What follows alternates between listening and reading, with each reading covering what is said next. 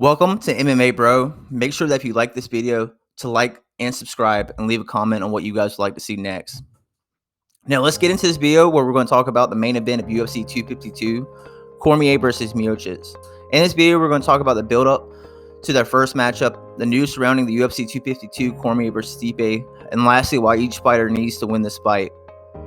Very few times in UFC history has there been a point where the status of being the GOAT of the division is on the line as long as the UFC Heavyweight Championship.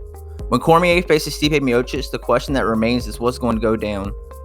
Will Cormier be able to wrestle for the duration of the fight and be able to redo what he was able to do in the first round of the second fight? Will Stipe be able to build on the success he found when he started to land those liver shots in the fourth round of the second fight? Will the size difference and the ring play a big factor in this fight like most think it will? In this video, we're going to discuss these factors that have led to Stipe versus Cormier 3.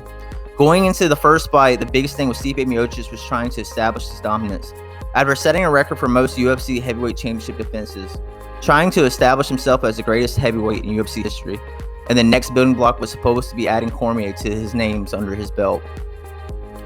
Daniel walked into the first fight with most expecting Daniel uses Olympic level wrestling, and no one ever thought Daniel would be the one to end the fight with strikes while standing. Stipe had already been through the murderer's row when it comes to strikers in the heavyweight division, facing one of the most decorated stand-up fighters in UFC history, and Alistair Overeem, a man that is known for his power and his technical expertise. The result of the fight being a knockout for Stipe in the first round.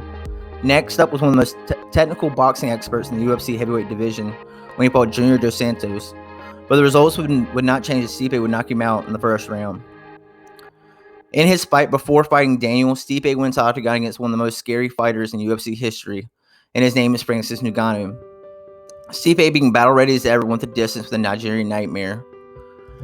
Daniel Cormier, before fighting Stipe Miocic, had cleared out the UFC heavyweight division, with the only question remaining in the division being what about Jon Jones, and he had submitted one of the most feared strikers in the light heavyweight division, as Anthony Rumble Johnson fell victim to a rear naked choke twice. As the countdown for UFC 252 Cormier vs Stipe 3, the battle for the greatest heavyweight in UFC history starts to wind down. The biggest question left is what will happen. The location for the event will take place at the UFC Apex in Las Vegas, Nevada. As reported through many places, the site has a smaller cage that is roughly 5 feet in diameter, smaller than the normal size of a cage, leaving many to believe that this will be an advantage for the grappler, which in this case would be Cormier. The reason why is the smaller cage gives Stipe a smaller area to be able to defend the takedown without running himself to the cage. Going through the event process of the fight being announced, Cormier said, "I hope you bring your wrestling shoes, and single leg, single leg, single leg. That leg is going to be right in front of me the whole time." It's also reported that Stipe did try to get the size of the cage changed to the normal size that he usually fought in. Now, the most important person in the UFC has been on record on saying they did not think the size of the cage has an effect on the fights, which means the size of the cage will stay the same. Now, Stipe did talk about this, saying the size of the cage that he is training with the same size as the one they will be fighting in. The first fight between Stipe and Cormier started in a way that many would view as a disadvantage for the former light heavyweight champion, due to the fact that it was mostly a stand-up battle. Most people thought that Stipe could be knocked out because of the fact he already beat the most dangerous strikers in the division.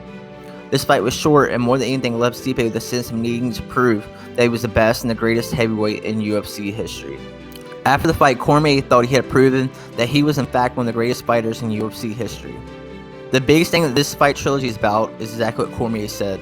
This fight is all about legacy, and then one fighter can be deemed as the greatest of all times. In many ways for Cormier, this fight is also about redemption, and proving to everyone that he can come out as a victor in his greatest rivalries. There have been two fighters able to push Cormier to his max, that being Stipe Miocic and Jon Jones.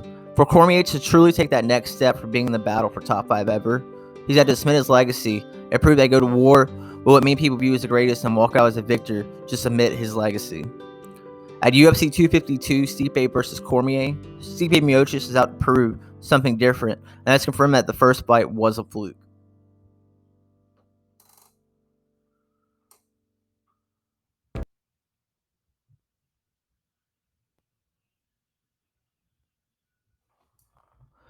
Most people wonder if Stipe could beat Cormier, with me seeing the fact that Cormier beat Stipe and what most would view as Cormier's least dangerous tool, his striking.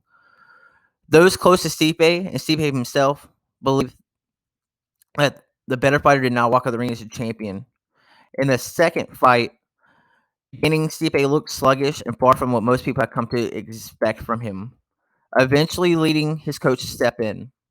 The belief was that they thought Stipe was trying to brawl with DC instead of what he does best and using his fluid boxing and leg work to step up his strikes. The idea of going to the liver was a technical adjustment that Stipe came up with and is what he found as the most successful with. Heading into the third fight, it's hard to predict what's going to happen, but one thing will be clear in the end. Who is UFC's greatest heavyweight of all time?